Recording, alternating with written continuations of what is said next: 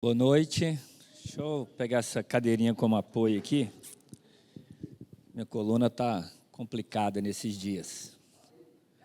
Falou, né? Você falou da menina ali que parece com a... Quem é? Aquela cantora? Pois é, não sei nem falar o nome da menina. Eu nunca nem ouvi falar. Você falando que eu sou velho, bicho. Não é da minha geração isso, não. É da sua geração, Felipe? Não sabe nem quem é, né? Mas é isso. Irmãos, e como é que é, Mação? Complica não, né? Quando o Fred me convidou para estar aqui, uma das maiores dificuldades que eu tenho é criar tema para ministração. E principalmente quando isso é com antecedência. Eu não gosto de planejar nada, sabe? Por incrível que pareça, a coisa vai acontecendo e muitas vezes eu chego aqui ou chego em outros lugares sem nem saber o que eu vou falar. Então, a coisa vai tocando dessa forma. E quando o Fred me ligou, eu falei, irmão, você pode ministrar lá para a gente? Tal. Primeiro eu estava contando para ele, né, Fred, a semana tumultuada que a gente viveu depois daquele alagamento que nós tivemos, pequeno alagamento que nós tivemos lá no Alphaville. Então, foi uma loucura, né? Hoje está fazendo 7 dias. E quando o Fred me ligou, querendo saber como é que estava, as pessoas estavam todas preocupadas, porque todo mundo imaginava que a barragem tinha estourado, né? Então, estourou, pegou o Alphaville inteiro e não sobrou nem uma alma viva lá, né? Virou todo mundo brumadinho. Então, a ideia que estava na cabeça de todo mundo foi exatamente essa, que a barragem estourou, e estourou justamente em cima do Alphaville. E eu não estava sabendo de nada, para te falar a verdade, eu estava dormindo. E eu estou vendo o telefone tocar, o telefone tocar, o telefone tocar, e todo dia 8 a gente tem um teste da sirene lá. Então, para a gente já ficou algo normal, né? A sirene toca, e a gente sabe que é teste da sirene. E era justamente no dia 8, no sábado, e a sirene tocou para os meus meninos, para a Cris, estava tudo normal, era dia de teste da sirene. E aí a Cris me acorda, balançando, fala, amor, a barragem estourou. Eu falei, como é que é? A barragem estourou. Eu falei, e agora, né? Vamos esperar a lama chegar. Então, aí começa a vir as mensagens, a primeira ideia que você tem é Brumadinho, né? Aquela coisa, aquela lama vindo e tal. E aí a gente começa a descobrir que atingiu uma parte da BR só, uma parte ali que passa, onde tem a curva, a mineradora não foi nem um estouro da barragem, né? A água passou por cima, muita chuva. E aí foi nesse contexto que o Fred me liga. E aí, como é que está? Tal, você pode pregar? Posso. E esqueci do tema, né? Não tinha tema, eu contando para ele a experiência que a gente viveu durante essa semana para socorrer aquelas pessoas que estavam ali, que não puderam voltar de casa. Além da barragem ter caído, né, quando vocês ouvirem barragem cair, não pensa que a barragem caiu, não, pensa que transbordou. E aí não tinha como, quem estava no Alphaville não tinha como passar para Belo Horizonte. Quem estava no Alphaville e queria ir para Itabirito, não tinha jeito, porque caiu barreiras lá também, então não tinha como ter acesso. E quem estava no Alphaville e queria ir para o Rio, também não tinha acesso, porque ele estava com risco de fechar, porque a chuva estava um negócio horroroso, e barreira caindo em todo lugar. Então, ficou todo mundo ilhado, literalmente ilhado, no Alphaville. As horas foram passando, e as pessoas esqueceram que tem pessoas que trabalham no Alphaville no fim de semana e que eles não tinham como voltar para casa, no meio daquela chuva. E aí começou as mensagens de grupo, pedindo se alguém tinha colchão para essas pessoas dormirem. Eu falei, vamos levar um colchão aqui, né? Pegamos 2 colchões no meio da chuva, peguei um amigo meu que tinha uma caminhonete, falei, me ajuda a levar esses colchões aqui. Eu achei que Tinha 2 pessoas lá, porque a mensagem foi: as meninas da padaria precisam de colchão. Eu peguei 2 colchões e cheguei lá no Alphaville com 2 colchões. Na hora que eu cheguei lá, tinha 50 pessoas. Falei, agora deu ruim. Agora, como é que nós vamos acomodar esse povo? Vocês vão dormir como? Não tem como dormir, não tem travesseiro, não tem coberta, não tem nada. E, a partir disso, nós começamos uma mobilização ali com os vizinhos todos para acolher essas pessoas todas. E aí a Batista Central colocou para a gente a igreja lá, o templo deles lá, o galpão que eles têm lá, para que a gente pudesse acomodar essas pessoas todas lá. E aí as pessoas que estavam no centro comercial, que trabalham lá, acabaram dormindo dentro das lojas. Tá? Cada um se acomodou ali dentro das suas lojas, foi chegando colchão, tal, as coisas se acomodaram. Até que alguém virou e falou o seguinte: vocês já pensaram que tem um monte de gente na estrada que está completamente ilhado, parado lá? E aí nós fomos atrás dessa turma para resgatar essas pessoas que estavam na estrada. E nós conseguimos resgatar lá 16 famílias que estavam dentro do carro, todo mundo voltando de férias, esposa, marido, 3 filhos, 2 filhos, tudo dentro do carro. Isso já era meia-noite, todo mundo com frio, com fome, sem água. Imagina você ficar dentro de um carro com 3 meninos no banco de trás e sem poder ir para lugar nenhum e sem nem saber para onde que vai. Então, tendo já viajado o dia inteiro, né? Muitos estavam vindo a maioria estava vindo do Rio e estava indo para Brasília, Cuiabá, Goiânia. Então, estava todo mundo ali no meio daquela confusão, sem nem saber o que estava acontecendo. E aí essas notícias foram chegando notícia, e a gente viu que essa necessidade era uma necessidade muito maior, porque cidades inteiras foram destruídas, né? Eu tive, assim, vou usar o termo oportunidade, durante essa semana, visitar algumas comunidades. Então, segunda-feira, a gente esteve em Água Limpa. Na terça-feira, nós fomos para a parte Itabirito de Água Limpa, e era assim, não tinha rua, as casas todas cheias de lama, ninguém podia sair de casa, com barranco, com risco de desmoronamento, a pessoa sem água, sem comida, sem nada, literalmente nada. Itabirito, depois eu posso até passar os vídeos, é cenário de guerra, A cidade foi destruída pelo rio e pela chuva. É um negócio impressionante.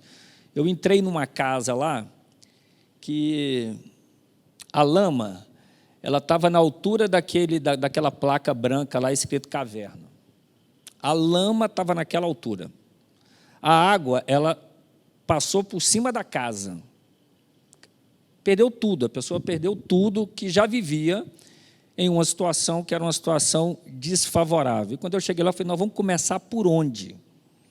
Na hora que eu cheguei, nós fizemos uma arrecadação de cesta básica, roupa e água. Na hora que nós chegamos lá, do Alphaville a Itabirito, nós demoramos 2 horas, porque você faz, a estrada acabou, as pessoas estavam ilhadas lá também, e você tem que fazer um caminho por dentro de uma mineradora. E você vê aquelas pilhas de minério. Eu falei, se chover aqui de novo, nós vamos, né, essas pilhas de minério não vão segurar mais. O terreno já estava muito úmido e tal. Mas quando nós chegamos lá, e o pessoal viu o carro, primeiro que eu fui no carro do açaí. Aí o pessoal chegou lá, achei que fosse açaí. É açaí? Açaí? Não, é água, cesta básica e tal. A Cris ficou com medo do pessoal saquear o carro. O cara chegou e falou, cara, tem 2 dias que eu não bebo água. Não tinha água, a cidade assim, é um negócio horroroso mesmo. Hoje a gente teve em Moeda, é uma situação também deplorável. A água subiu a um nível assim, a gente não conseguiu acessar alguns lugares lá, por risco de desmoronamento. Então, tem famílias que nem a prefeitura consegue saber como estão, se tem água, se tem comida, como é que eles estão fazendo para se virar. E mais do que levar alimento para essa turma toda, esse grupo que foi montado lá, a gente tinha uma coisa muito forte no nosso coração, que era levar, além do alimento físico, a gente levar também o alimento espiritual. E na hora que eu cheguei assim, na primeira casa, na primeira visita de segunda-feira, eu falei, cara, como é que eu vou falar de Jesus para esse cara? Como é que eu vou falar de Deus para essa família que perdeu tudo? Se um cara chega aqui na segunda-feira, depois de uma chuva dessa, a chuva que está caindo toda aqui, se fosse eu, dentro da minha casa, sem nada, perdi tudo, o cara viesse falar de Deus para mim, eu ia falar, meu irmão, você não pede para ele parar de chover. A única coisa que eu quero é que ele pare de chover. Eu pensaria assim. Mas é impressionante que em nenhum desses lugares eu vi uma desilusão no olhar. E eu perguntava para aquelas pessoas ali, muitos idosos, né? Hoje a gente foi lá, tinha uma senhora de 90 anos que morava sozinha. E ela não conseguiu nem falar o que ela estava comendo. Ela falou, não, meu filho, está tudo bom. Deus é bom, né? Deus é bom, está tudo certo, tudo bom. Aí demos leite para ela, demos Bíblia para ela. Ela falou, eu não sei ler não, meu filho. Eu falei, não, mas a senhora fica aí com a Bíblia, vai passando o olho, vê o que dá. Dei uma Bíblia infantil para ela ficar passando lá e tal. Mas em nenhum momento eu vi uma desesperança no olhar daquelas pessoas. Mas, além disso, todas usaram uma palavra comigo. Elas falavam assim, tem que recomeçar, né? Tem que recomeçar. E aí a Tina me ligou e falou, Jean, cadê o tema? Eu falei, Tina, eu não tenho tema, eu não trabalho dessa forma com o tema. Não, mas precisa do tema, agora vai precisar do tema que nós temos que soltar o tema. Eu falei, então coloca aí, recomeço. Então pronto, a palavra que eu mais ouvi foi essa de recomeço. E nós estamos começando um ano, né? Nós estamos recomeçando de novo. E eu acho genial quem inventou essa coisa de dividir o tempo, né? A divisão do tempo é fantástica. Porque a partir do momento que a gente divide esse tempo, a gente dá um setup, né? Quem mexe com computador aí dá um resetzinho. Eu não sei vocês, mas eu dou aquele resetzinho e, como o Cláudio disse aí, a gente começa a fazer planos, a gente cria expectativas, a gente coloca meta, a gente diz que nós vamos deixar de fazer as coisas que a gente não gosta, o que o pastor falou que não é certo. Esse ano eu vou parar com isso, eu vou parar com aquilo, eu vou entrar na academia, eu vou ficar bombado igual o amigão ali, com a trincada, eu vou começar a fazer personal, eu vou fazer um monte de coisa, e esse monte de coisa dura até fevereiro. Eu, pelo menos, sou assim.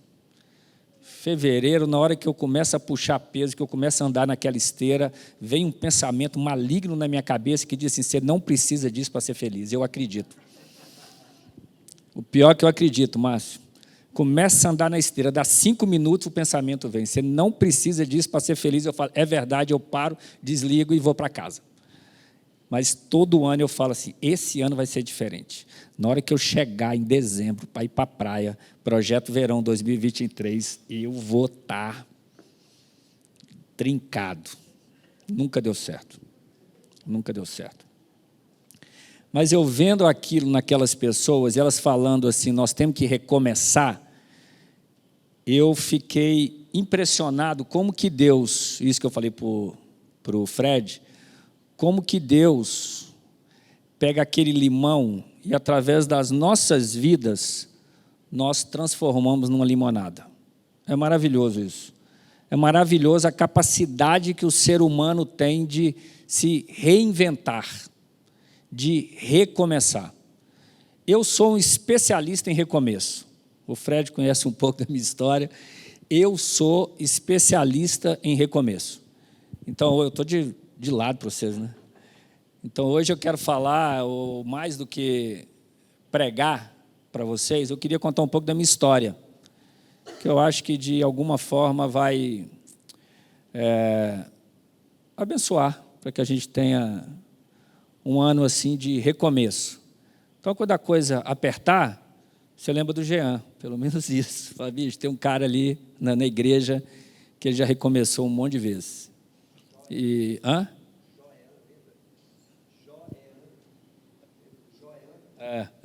O pessoal me chamava de Joian. Eu comecei a namorar com a minha esposa em 1996. E eu tinha uma condição financeira muito boa. Eu vim de uma família de classe média alta. Então, eu nunca tive limitações financeiras. Eu tinha carro, nunca me preocupei com conta, nunca me preocupei com... Meu pai pagava as contas, eu nunca me preocupei como é que eu ia colocar gasolina no carro. As coisas brotavam, ou eu achava que brotava. E aí eu comecei a namorar com a Cris em 1996. Em 1996 eu tinha 21 anos. E nos altos dos 21 anos, terminando a faculdade, né? E começamos a namorar. Em 1998, nós terminamos, aliás, nós terminamos, não, ela terminou comigo, e nós voltamos de novo em 98. Quando nós voltamos, eu estava aqui na igreja, eu já havia convertido. O Márcio ali é dessa época, né, Marção? Então, eu apareci aqui, me convidaram, eu vim, e tinha um cara pregando aqui, que eu entendia muito pouco do que ele falava, alguém segurou na minha mão, me trouxe na frente lá da igreja, falou que eu tinha que aceitar Jesus, eu aceitei Jesus e pronto, tá tudo certo. Comecei a frequentar a Casa da Piedade, o Fred ia para lá, a única razão que a gente ia para lá é porque lá tinha mulher bonita, só por causa disso. A gente ia para lá por conta disso, era só por isso. Era ou não era, Fred? Só por causa disso. A gente ia para lá, tal. É verdade, não adianta mentir não, que é verdade. E a gente ia para lá, tal. O GI era desse tempo, seu pai era desse tempo, cantava no louvor. A igreja era tão desorganizada, Márcio, que colocava o GI para cantar. Era um negócio de doido. Era um negócio muito desorganizado. Hoje nós ainda somos desorganizados, mas naquele tempo era pior ainda. E aí eu comecei aí, fomos nessa, e quando a gente voltou, quando nós retomamos o namoro, eu já estava convertido, né?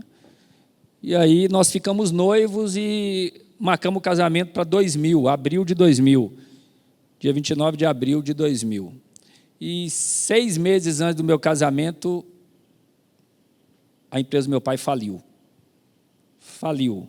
Com mais de 1.000 funcionários, a gente tinha uma empresa de vigilância armada e a empresa acabou, virou pó. Faliu. E aí eu comecei a entender que para pôr gasolina no carro tinha que pagar. Tinha que pagar a conta e essas coisas todas, e eu e a Cris já estávamos com o apartamento montado e nós tivemos que devolver tudo, entregar tudo e ficar literalmente sem nada. Sem nada, nada, nada.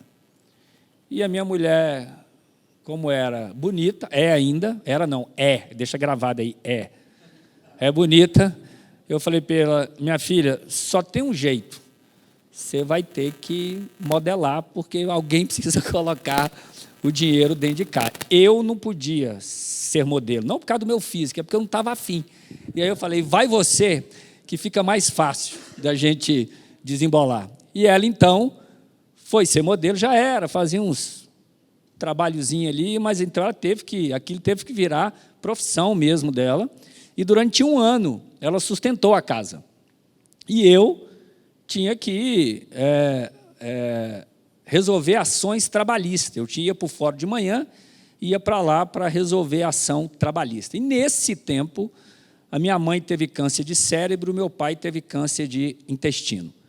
O meu grande companheiro, o meu escritório, era o GI, porque ele tinha um quiosque que tirava fotocópia embaixo do Tribunal do Trabalho. Então, eu passava o dia inteiro lá, ficava eu e o GI lá conversando, precisava tirar umas cópias, ele tirava para mim de graça, e a gente fazia ali, porque eu passava o dia inteiro ali, literalmente o dia inteiro ali, fazendo acordos e pagando ações trabalhistas. E assim foi durante um tempo, a Cris sustentando a casa, até que chegou um tempo que nós não pudemos sustentar a casa mais, e aí nós tivemos que morar na casa do meu sogro. Nós tivemos que ir para dentro da casa do meu sogro, e eu fiquei na casa do meu sogro mais de 2 anos morando lá. Nesse tempo, acertou as ações trabalhistas. O grande gênio aqui teve uma ideia de trazer uma fábrica de celular da Coreia.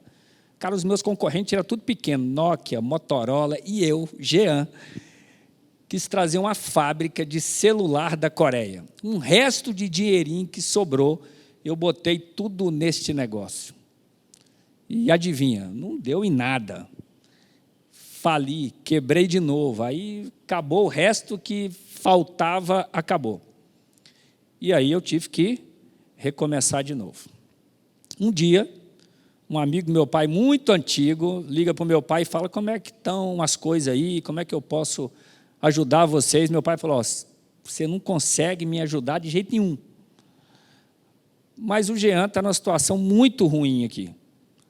Aí ele me ligou e falou, eu tenho um frigorífico aqui em São Paulo, você podia vir aqui, porque quem sabe você vai trabalhar aqui comigo, te dou um trabalho, te dou um emprego e tal. E eu nunca tive carteira assinada, eu nunca tive carteira de trabalho.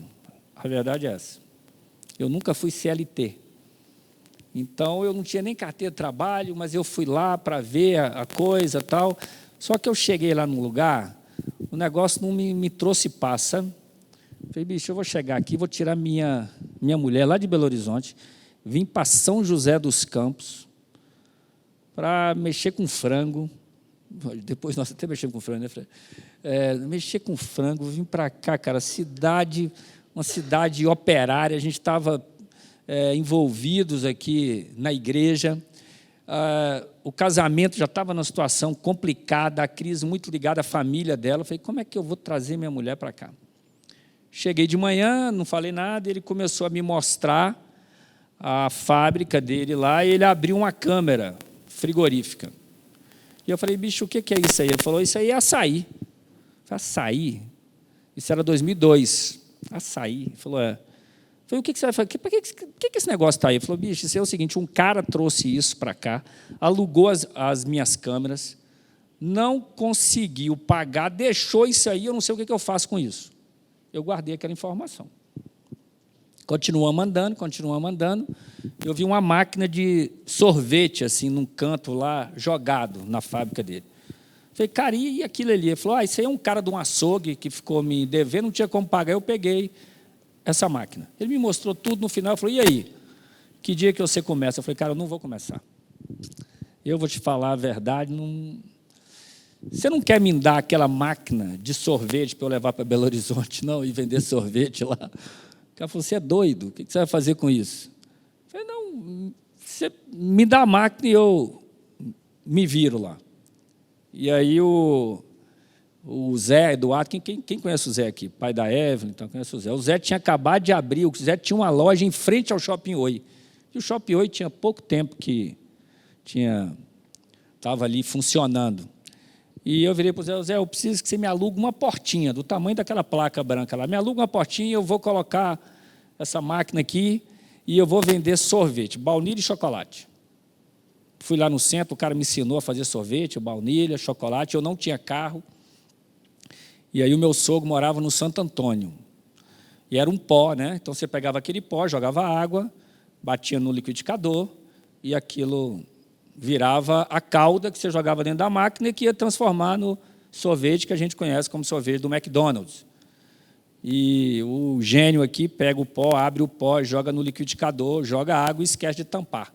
E na hora que eu ligo, o teto do meu sogro fica preto de chocolate, com cheiro de chocolate, numa casa que eu morava que já era emprestada.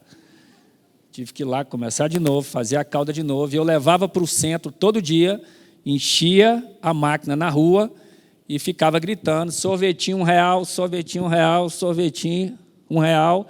E as meninas ali da rua Guaicurus, as meninas, sabe?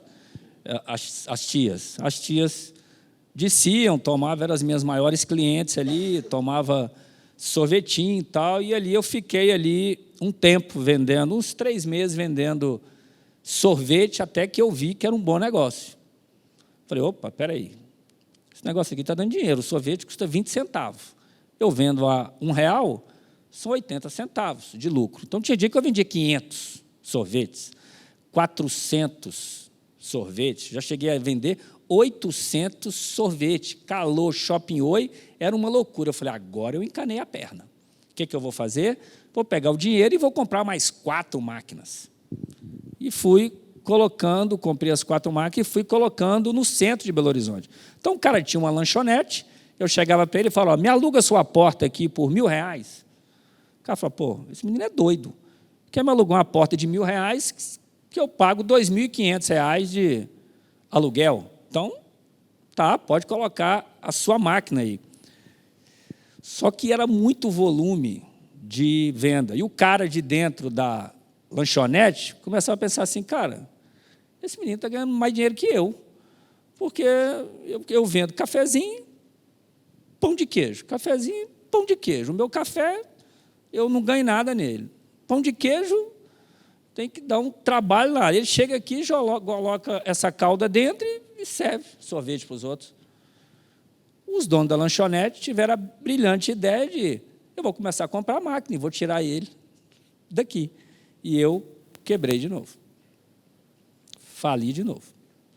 Quebrei de novo porque eu fiquei com as máquinas e não tinha mais lugar para colocar as máquinas. Não tinha mais ponto para colocar as máquinas. E aí eu lembrei do açaí. E liguei para o cara e falei, bicho, deu ruim aqui. Deu ruim, não consegui. As pessoas começaram a comprar a máquina.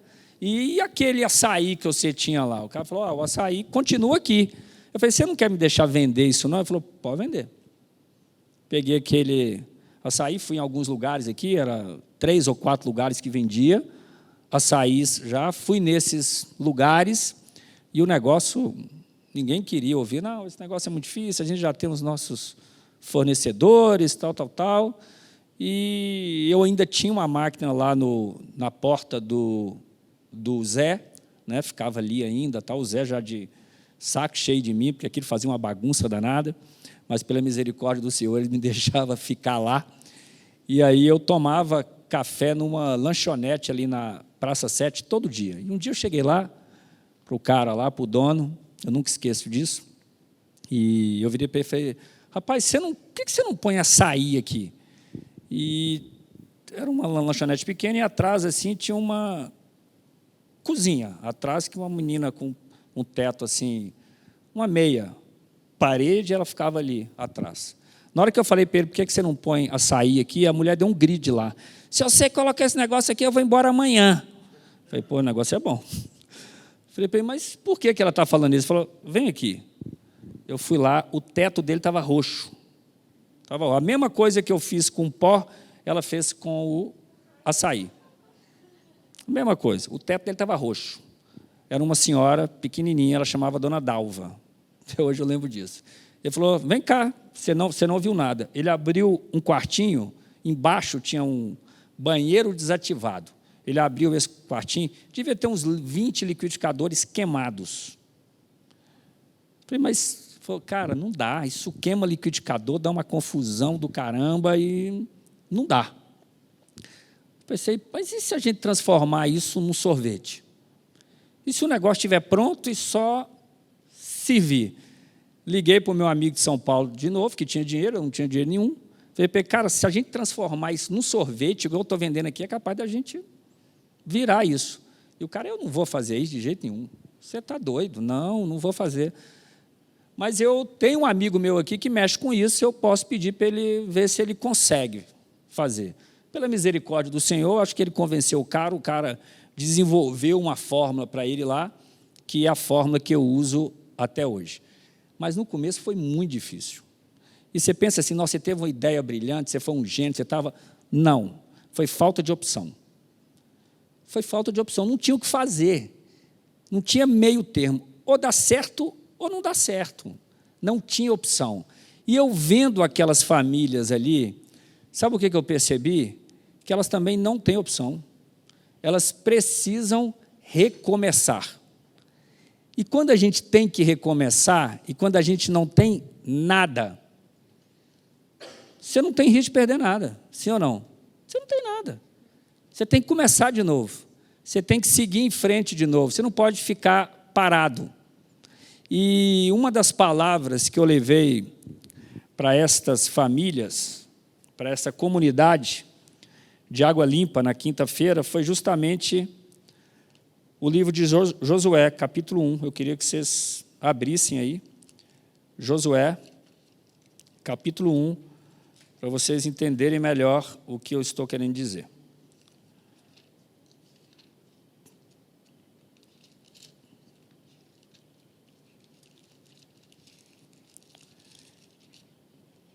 E nessa passagem aqui de Josué, nós temos exatamente um recomeço.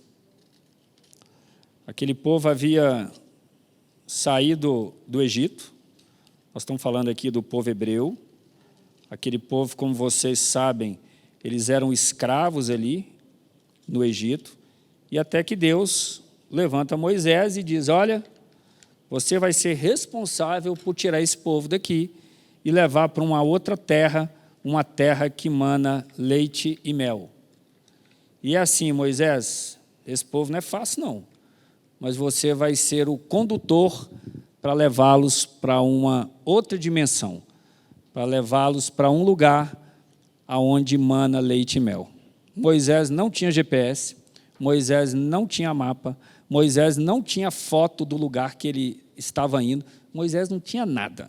A única coisa que ele tinha era a voz de Deus dizendo, tira esse povo daí, que eu vou te levar para um outro lugar.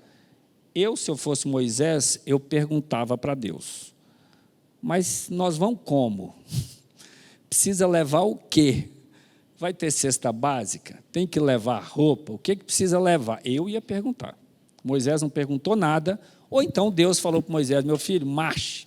A única coisa que você tem que fazer é marchar. E saiu aquela multidão do Egito seguindo Moisés. Primeiro lugar que aquele povo topa, vocês conhecem muito bem, é no mar.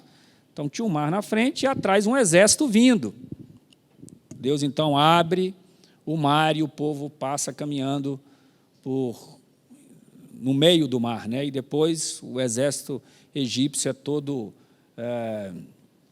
enterrado ali, né? O mar consome eles, engole eles. E começam a surgir as dificuldades do deserto. Começam a surgir as dificuldades do caminho. E essa semana eu vi alguém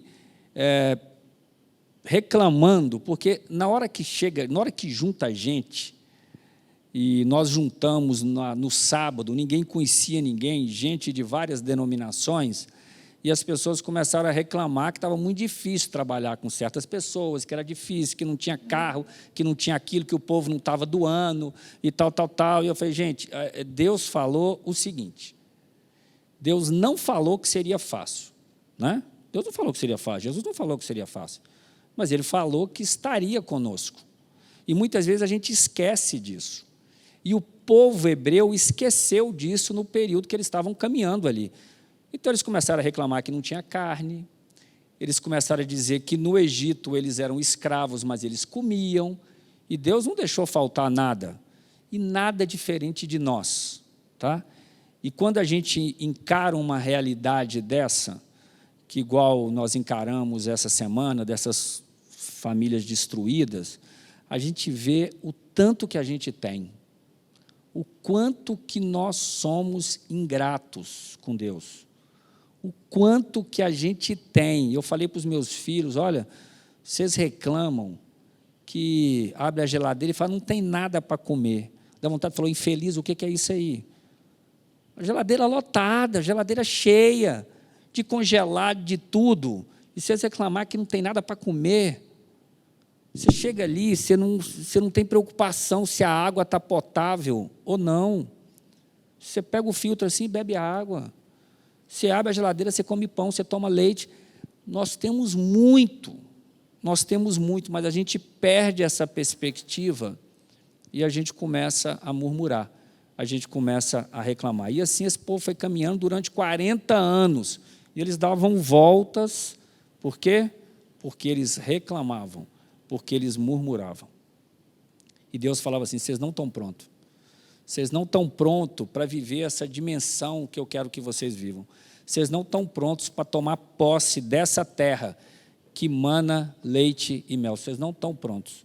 E Moisés foi aguentando esse povo durante 40 anos. E do lado dele tinha um cara chamado Josué, que é exatamente o momento que nós chegamos aqui, nesse capítulo 1 de Josué, que diz assim: sucedeu depois da morte de Moisés, servo do Senhor, que este falou a Josué, filho de Num, servidor de Moisés, dizendo: Moisés, meu servo, é morto. Dispõe-te agora, passa esse Jordão, tu e todo este povo, a terra que eu dou aos filhos de Israel. Todo lugar que pisar a planta do vosso pé, vou-lo tenho dado, como eu prometi a Moisés, desde o deserto e o Líbano, até o grande rio, o rio Eufrates, toda a terra dos heteus, e até o mar grande, para o poente do sol, será o vosso limite. Ninguém te poderá resistir todos os dias da tua vida. Como fui com Moisés, assim serei contigo. Não te deixarei, nem te desampararei. Sê forte e corajoso, porque tu farás este povo herdar a terra que, sob juramento, prometi dar aos teus pais. Tão somente isso, ser forte e muito corajoso, para teres o cuidado de fazer segundo toda a lei que meu servo Moisés te ordenou. Dela não te desvie, nem para a direita, nem para a esquerda, para que sejas bem-sucedido por onde quer que andares. Não cesse de falar deste livro da lei, antes medite nele dia e noite, para que tenhais cuidado de fazer segundo tudo quanto nele está escrito. Então farás prosperar o teu caminho e serás bem-sucedido. Não te mandei eu ser forte e corajoso. Não temas, nem te espante, porque o Senhor teu Deus é contigo por onde quer que andares. Eu fico pensando na vida de Josué aqui. Depois de caminhar 40 anos, conhecendo todo aquele povo, vendo toda a murmuração que Moisés aguentou, todas as coisas que Moisés passou, ele chegar nesse ponto aqui, exatamente nesse ponto, e Deus falar: Josué, agora é com você. Moisés morreu, você perdeu a sua referência, você perdeu o seu pai espiritual, você perdeu o grande líder, você perdeu aquele que ensinou todas as coisas, aquele que conduziu esse povo durante 40 anos, agora é com você. Eu fico imaginando a situação de Josué. Como é que estava a cabeça de Josué? Dizendo o seguinte: agora é comigo. Agora eu que herdei a bomba. E mais que isso, é a minha responsabilidade pegar esse povo e fazer esse povo entrar na terra prometida. Mas aí vieram algumas palavras de Deus, e eu creio que esta é a palavra para nós nesse ano de recomeço. Deus diz algumas coisas para eles que eu queria que vocês prestassem atenção nisso. A primeira coisa que Deus diz é o seguinte, que há uma promessa. Eu vou fazer vocês herdarem a terra que, sob juramento, eu disse que vocês iriam herdar. Então, a primeira coisa que eu entendo é que há uma promessa. Se Deus tem uma promessa para a sua vida, Ele vai cumprir. No tempo exato dEle, no tempo certo dEle. Isso é fato. A segunda coisa, que durante o cumprimento desta promessa, tem algumas coisas que nós precisamos fazer. Tem algumas coisas que cabe ao Jean fazer. E por isso que Deus diz para Josué que ele vai ter que ser forte e que ele vai ter que ser corajoso. Duas coisas diferentes. Você pode ter força, mas você não pode ter coragem. Você pode ter coragem, mas você não pode ter força. Deus disse que precisava de duas coisas. Que Josué precisava ser forte e que Josué precisava ter coragem. A força não é a força de academia. Tá? Não era disso que Deus estava falando. O que Deus estava falando era de uma força mental que Josué precisava ter. Josué, você vai ter que ter um trabalho mental muito forte para aguentar esse rojão. Então, irmão, você quer ter um ano abençoado? Prepare a sua mente. Tenha uma mente forte, é o que Paulo diz sobre metanoia. Nós precisamos renovar essa mente diariamente, nós precisamos ser alimentados com aquilo que nos dá esperança, nós precisamos trazer na nossa mente aquilo que Deus falou e não o que o diabo e o mundo estão dizendo. Esse tem que ser o nosso alimento diário. Eu gosto muito, eu não sei quem vê aqui, mas eu aconselho todos a verem uma série, um podcast que chama Do Zero ao Topo. Quem já viu? Ninguém? Nunca viu? Já viu? Massa, não é? Chama Do Zero ao Topo, é da Infomoney, e ele conta histórias de os grandes empreendedores brasileiros. Abílio Diniz, Magazine Luiza, o cara da Cacau Show, todo mundo, essas marcas todas que nós conhecemos aí, Reserva e essas coisas todas que a gente conhece como marcas hoje, Batiolate, gente, é uma aula, é uma faculdade gratuita de empreendedorismo. Além de ser uma faculdade gratuita de empreendedorismo, é uma injeção de ânimo na gente. Todas essas pessoas que estão ali do zero ao topo, eles tiveram momentos de falência.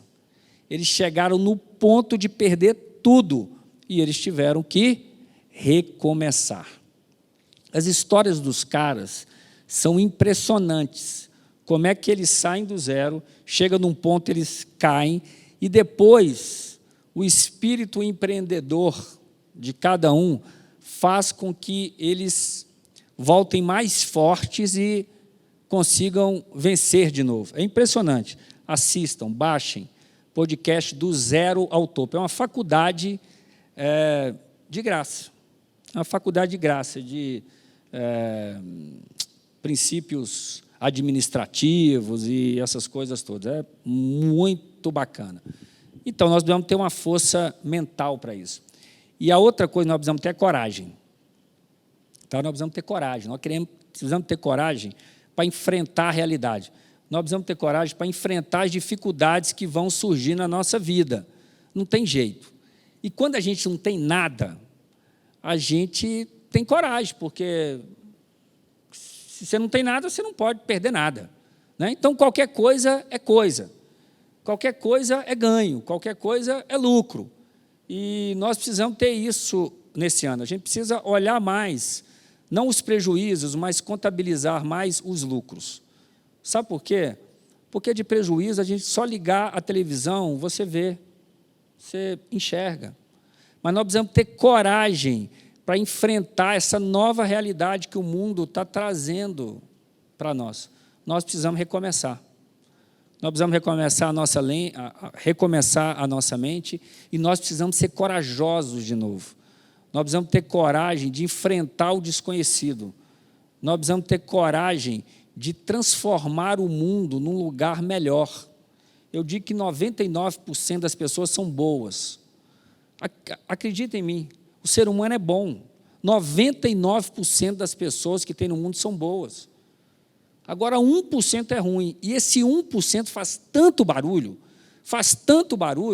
que a gente acha que todo mundo é ruim. Não, a gente tem deslizes, tá? A gente tem falhas. Só que as falhas são mais realçadas do que as qualidades. É assim, nós somos assim. E nós vamos ter coragem para impactar as pessoas, apesar das nossas falhas, de enfrentar o mundo e ter a coragem de dizer, nós podemos mudar isso, nós podemos mudar essa circunstância. Então, Deus traz esse conselho para Josué, seja forte e seja corajoso. E aí ele diz o seguinte, eu fiz a promessa, mas a única coisa que eu quero é que vocês sejam fortes e muito corajosos. Ele reforça isso. Sejam fortes e muito corajosos, porque não vai ser fácil, mas eu vou estar com vocês. E ele diz o seguinte, vocês querem ser prósperos? Você quer ter prosperidade nesse ano de 2022? Vocês querem recomeçar e recomeçar com prosperidade? E quando você ouve a palavra prosperidade, isso não vem de recurso financeiro, tá? Vem de uma prosperidade espiritual. Prosperidade é você estar satisfeito com aquilo que você tem. É você gozar daquilo que você tem, você ser grato pelo que você tem. Eu vivo em uma comunidade de muito recurso financeiro, mas eu tenho lá 90% das pessoas pobres. 90% das pessoas que estão ali são pessoas pobres, infelizes, morando em castelos como se vivessem em casebre. A verdade é essa. Pode dizer que eu estou dentro dessa realidade. As pessoas são tristes, as pessoas são machucadas, as pessoas procuram prazeres em lugares onde elas não vão encontrar. São miseráveis. Miseráveis. E estão ali, vegetando, vivendo, deixando Zeca Pagodinho, deixa a vida me levar, a vida leva eu. E vai tocando. E tem todo absurdo que se pode imaginar numa sociedade promíscua. Tudo que vocês podem imaginar tem lá de tudo. Está ali dentro daquele contextozinho pequenininho, com educação bacana e tal, e vive ali naquela realidade deplorável. A primeira coisa que vocês precisam fazer é meditar na minha lei, é meditar naquilo que está nesse livro, na palavra. Não desvia dele, não. Não vai para a direita, não vai para a esquerda, não inventa teorias, não complica a coisa, não. O negócio é muito simples, é muito fácil. E para vocês cumprirem isso, vocês precisam meditar nessa lei todos os dias. Vocês não podem deixar de falar dessa lei, porque na hora que você fala para o outro, mas você fala para você mesmo, você joga o alimento, mas você se alimenta também. Então, fale disso, fale desse livro, fale acerca de Deus, o que Deus fez, o que Ele vai fazer, qual que é a promessa dEle. De dia, de noite, e tenha cuidado de guardar todas essas coisas. E ele pergunta e finaliza dizendo o seguinte: eu não te mandei apenas 2 coisas que você faça? Pois é, você precisa ser forte e corajoso. Não temas, não temas, não temas, porque o Senhor teu Deus é contigo por onde quer que andares. Deus é conosco. Se Deus é por nós, quem será contra nós? Aquele que não poupou nem mesmo o teu próprio filho, não nos dará juntamente com ele todas as coisas? Todas as coisas cooperam para o bem daqueles que amam a Deus. Eu não estou entendendo nada, eu não estou sabendo de nada, mas o meu coração, o que eu tenho que me alimentar, a coragem que eu tenho que ter, a força que eu tenho que ter, é crer que todas as coisas estão sobre o meu comando. E eu preciso recomeçar a cada dia. Eu preciso limpar a casa de novo, eu preciso tirar a lama de novo, eu preciso colocar comida de novo, eu preciso colocar água de novo, eu preciso limpar o terreiro de novo, eu preciso fazer tudo de novo. Mas não tem opção. Não tem opção. Nós não temos opção. Nós não podemos desanimar. Nós não podemos deixar as dificuldades da vida nos desanimar. Nós não temos opção. Nós temos que recomeçar. E tem um grande poeta nordestino que eu gosto muito, que é o Braulio Bessa. Quem já ouviu falar do Braulio Bessa? Cara, é genial, ele é bacana demais. E tem uma poesia dele que eu amo. Aumenta um pouquinho, Fred. Não, aí também não. Baixa um pouquinho. Que é essa aí, que chama Recomeçar. Eu gosto demais dessa poesia, eu gosto demais do Braulio Bessa. E ele diz assim: quando a vida bater forte e a sua alma sangrar, quando este mundo pesado lhe ferir, lhe esmagar, é hora do recomeço. Recomece a lutar. Quando tudo for escuro e nada iluminar, quando tudo for incerto e você só duvidar, é hora do recomeço. Recomece a acreditar.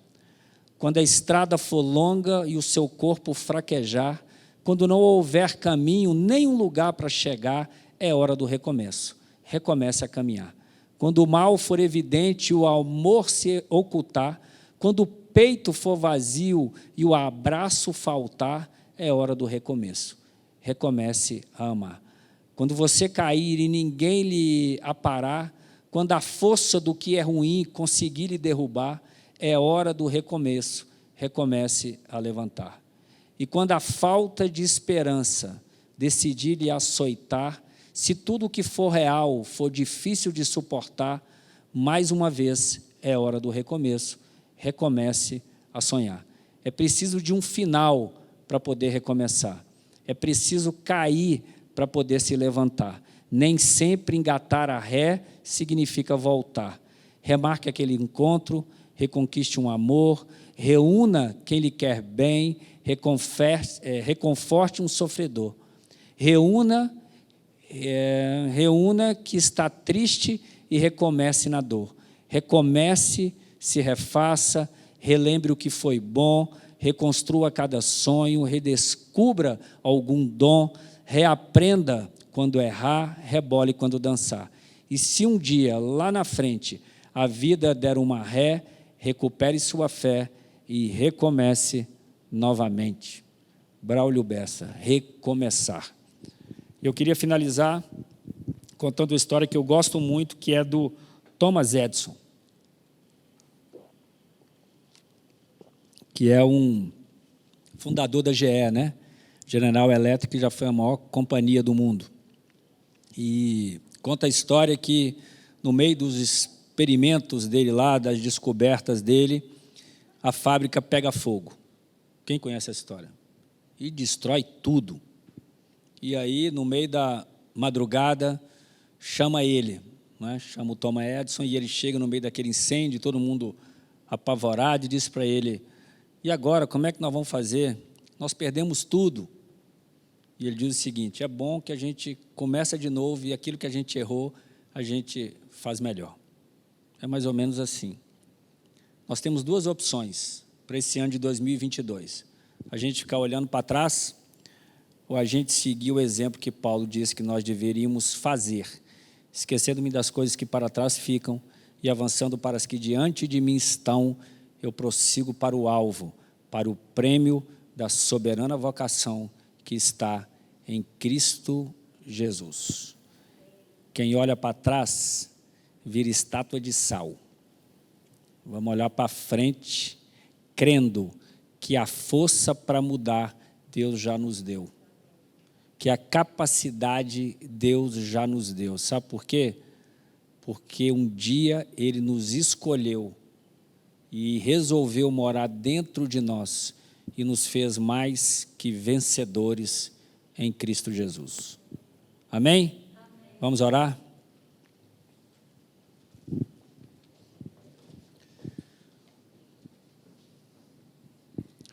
Deus, nós queremos te agradecer, queremos clamar pela tua misericórdia, porque até mesmo para recomeçar nós precisamos do Senhor. Até mesmo para cumprir isso aqui, Pai, nós precisamos do Senhor. E uma das certezas que Josué teve, eu creio que ele teve muito forte no coração dele, é que o Senhor estaria com ele.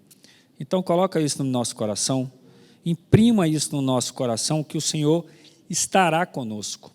Apesar e diante de todas as circunstâncias, diante de tudo aquilo que nós temos vivido, que os nossos olhos não enxerguem somente a tragédia, que os nossos olhos não enxerguem somente o limão, mas que a gente possa ver a limonada. Que o Senhor nos ensine a fazer limonada de todas essas coisas. Deus, que o Senhor nos dê a força, a capacidade, a coragem, para que a gente possa seguir em frente. Deus, eu sei que cada um aqui colocou sonhos para esse ano de 2022. Deus, mas nenhum sonho pode ser realmente satisfeito se não estiver alinhado com a Tua vontade. Então, Pai, que a gente possa rever todas essas coisas, que a gente possa rever tudo aquilo que nós ansiamos, pedimos, tudo aquilo que está no profundo do nosso coração, e eu quero te pedir, eu acho que os meus irmãos também, retira aquilo que não está alinhado com a tua vontade, retira aquilo que não está de acordo, aquilo que o Senhor pensou, sonhou acerca de nós. Deus, mas acima de tudo, que o Senhor nos dê a força para recomeçar a cada dia, recomeçar a cada raiar do sol, recomeçar a cada noite, a cada levantar. Deus, que a gente seja embutido desse ânimo, esse ânimo não só para nós mesmos, mas que a gente possa impactar o outro, através da nossa fé, através do nosso amor e da nossa gratidão ao Senhor. Que o Senhor possa nos abençoar. Venha conosco, Pai, em nome de Jesus. Amém. Amém? Obrigado pela oportunidade, que Deus abençoe vocês.